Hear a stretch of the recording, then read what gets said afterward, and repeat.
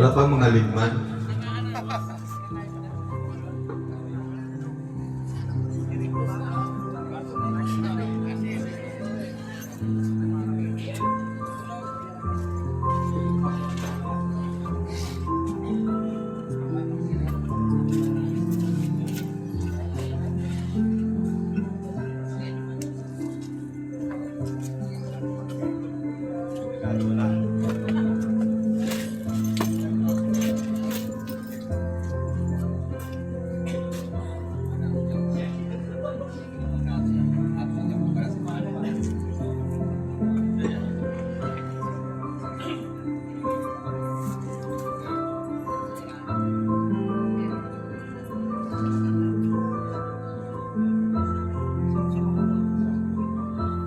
Amintado ano? Anong problema?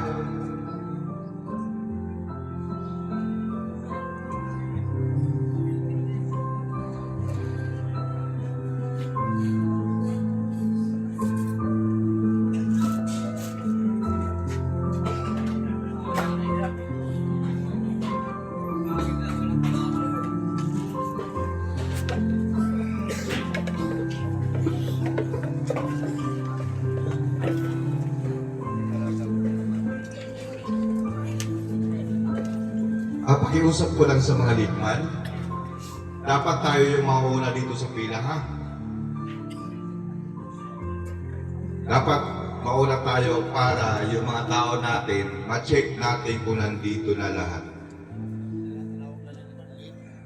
Paano natin ma-guide yung mga tao natin na wala tayo doon sa pila? Pakiusap ko lang sa mga leadman. Lahat ng leadman. Kasi mamaya, ito, konti lang tayo, mamaya yan. Pagkatapos ng prayer, magsibababaan na kasi roll call na.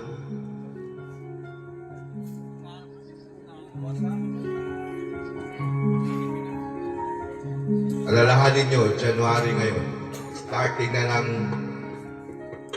bita natin.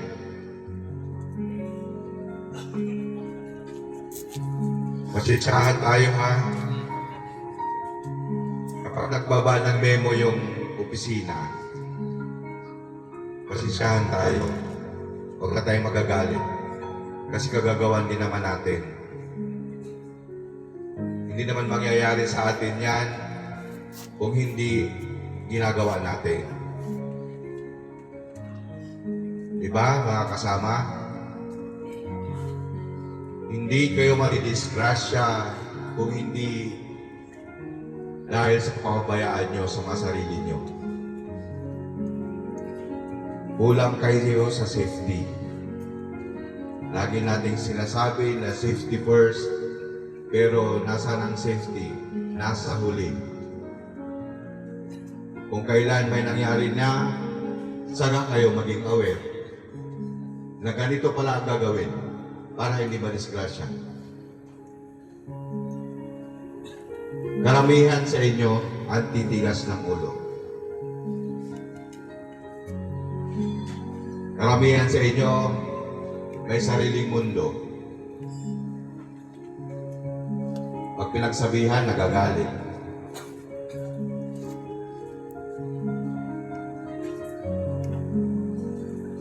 Pag sinabihan na dapat kumpleto, yung PPE, nasaan? Baliwala lang.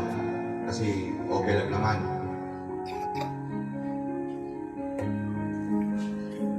Pero hindi nyo ba alam? Bakit may nangyayaring hindi maganda sa bawat isa sa atin? Bakit tayo nadidisgrasya? Dahil sa kapabayaan din natin.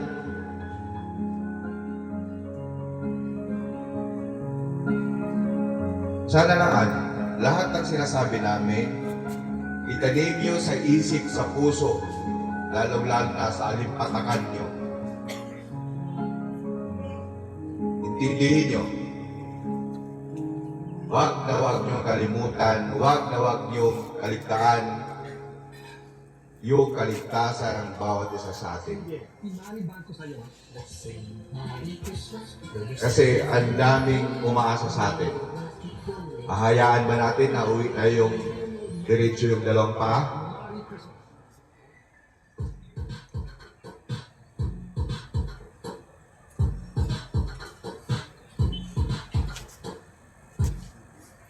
Paano pa natin mabago yung sarili natin kung yun ang mangyari sa atin?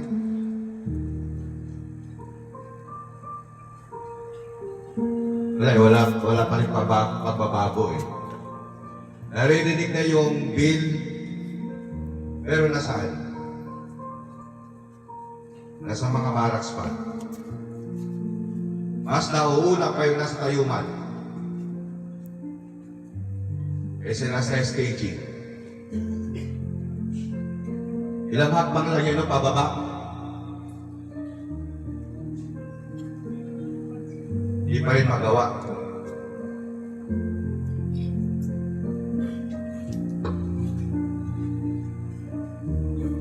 Sana naman mga kasama, gawin nyo naman yung karapat-dapat. Kasi hindi na lang tayo puro reklamo. Sir, bakit ganito? Sir, bakit hindi kami binabayaran? Salanan nyo.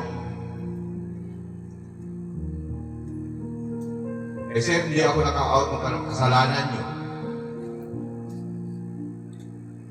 Diba sinasabi ko na sa inyo, hindi namin kayo hahabulin kapag hindi kayo nakapag-out. Kung alam lang meron sa time sheet, yun lang yun. Yun lang yung nagawa nyo. Hindi na kami maghahabol kung saan kayo, kung sino yung walang out. Sa dami nyo, dalawa lang kami. Anong laban namin sa inyo? Ang panlaban namin sa inyo, yung tinta nito. Ha? Yung tinta nito, kahit gaano kayo karami, kayang labanan nito.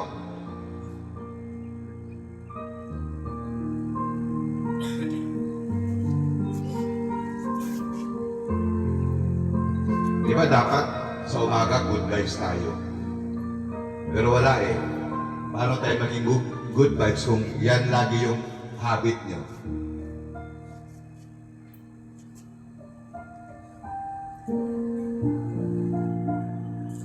O, Prestado, sa anong grupo ka?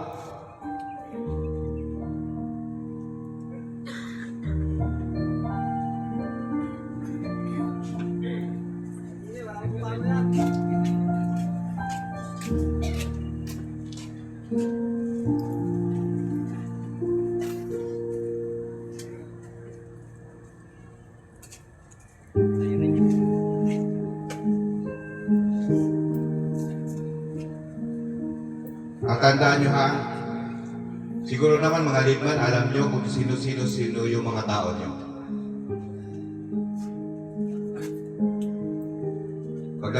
Pagkabil sa tuwing umaga, pakicheck naman kung kompleto na yung mga tao. Andiyan naman yung time sheet.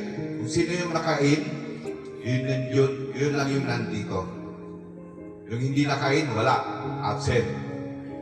Huwag na natin silang isipin. Basta absent sila.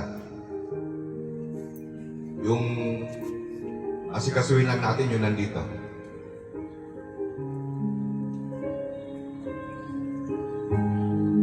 Okay po? Tandaan po natin lagi na kailangan po natin yung pampalakas, pampatibay.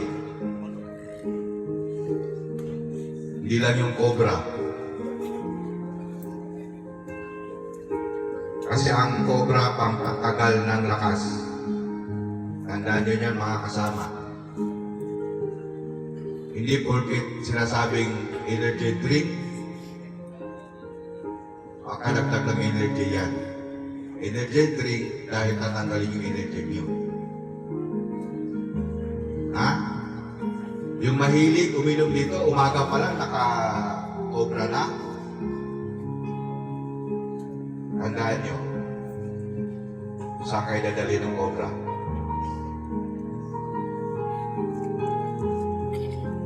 Okay? Hinga ng malalim.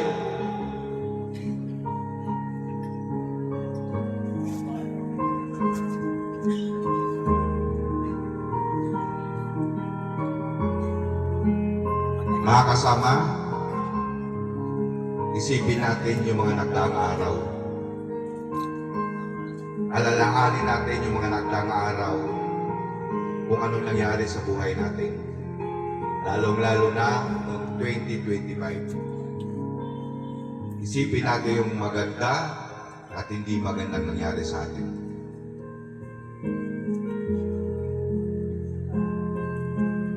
Gawin nating daan para tayo maging matibay. At sa mga oras na ito, hingin po natin sa Panginoon na lugubin niya tayo ng kapayapaan na nagmumula sa Kanyang banal na Espiritu. Kapayapaan na magdadala sa atin sa katagumpayan. Tayo po'y manalangin sa ngalan ng Ama, ng Anak at ng Espiritu Santo. Ama naming Diyos, makapangyarihan sa lahat. Maraming salamat sa isang magandang buhay at malusog na katawan na ibinibigay sa amin. Maraming salamat sapagkat binigyan niyo kami ng panibagong araw at pagkakataon na muli namin magampanan ang aming responsibilidad. Maraming salamat sa mga nagdaang araw na kami nagtatagumpay sa mga hamon ng aming buhay. Maraming salamat po, Panginoon, sa nagdaang taon na nalagpasan namin ang mga problema na dumating sa amin. Nalagpasan namin, Panginoon, ang mga sakit. Nalagpasan namin ang bigat na aming daladala. Maraming salamat dahil umabot kami ng 2026. Nawa po, Panginoon, sa taong ito, masigit pa ang magagawa namin sa nagawa namin sa 2025. Dalangin po namin, Ama, na muli niyo po kaming patawarin sa lahat ng aming mga pagkakasala, sa lahat ng aming mga pagkakamali. Sinasadya man namin o hindi, kami po'y humingi ng kapatawaran. Kami po'y humingi ng kalinisan sa aming mga puso at isipan. Tulungan mo po kami, Panginoon, unay sa katuparan namin ang maayos at patagumpay at puno ng pagmamahal at kagalakan ng aming responsibilidad.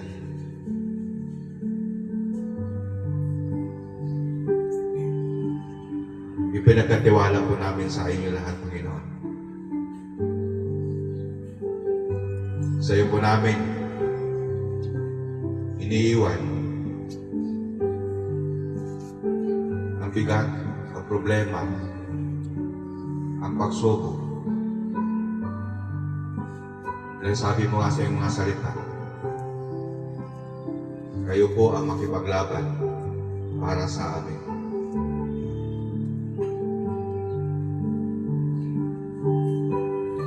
Ama, gagawin po namin ang nararapat para sa iyo.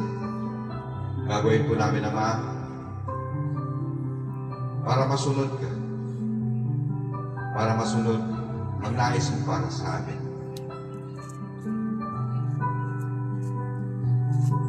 Maraming salamat muli sa kalakasan, sa kapayapaan,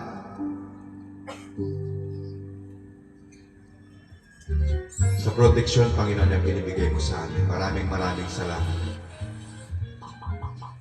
Kaya sa mga oras ito, Panginoon, samahan mo po kami muli sa buong maghapon ng aming gawain. Bigyan mo pa po kami ng katalinuhan, kalakasan, tibay, upang maisagawa namin lahat ang aming responsibilidad sa kumpanyang ito. Ilayo mo po kami sa anumang disgrasya. Ilayo mo po kami, Panginoon, sa mga tao na siyang magbibigay sa amin ng daan upang kami ay hindi magtagumpay. Kayo na po ang bahala sa kanila na magpala ng kapayapaan sa kanilang mga puso. Kayo na pong bahala sa kanila, Panginoon, kung paano nila ma-realize na nandyan ka, na handang tumulong, handang mag-protect sa lahat ng oras ng ang buhay. Pinupuri ka namin at tinadakila sa pangalan ni Jesus namin pagligtas. Ngayon at magpakailanman. Sa ngalan ng Ama, ng Anak at ng Espiritu Santo. Amen. Palakpakan po natin ito, Panginoon. Palakpakan po natin ang mga sarili. Okay, yung mga wala sa pila, pumunta po tayo sa pila natin.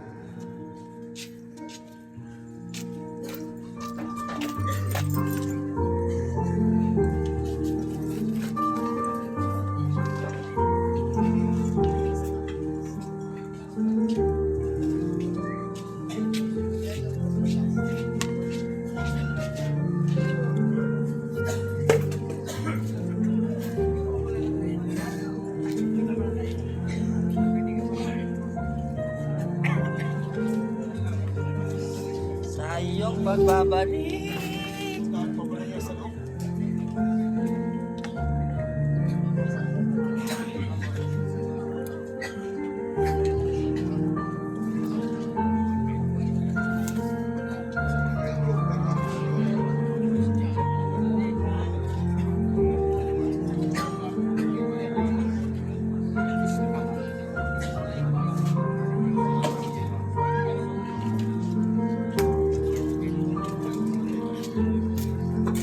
Okay? Maintenance and weekly schedule for BP, ha? Kasama po yung mga monitoring. Alam niyo na kung sino kayo. Sana naman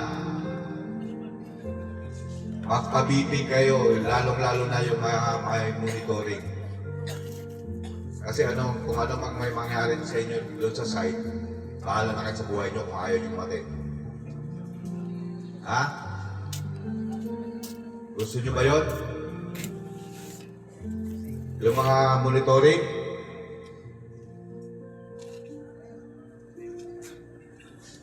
Araw-araw po yun. Akusa na kayo pumunta doon sa clinic. Araw-araw. Ha? Okay?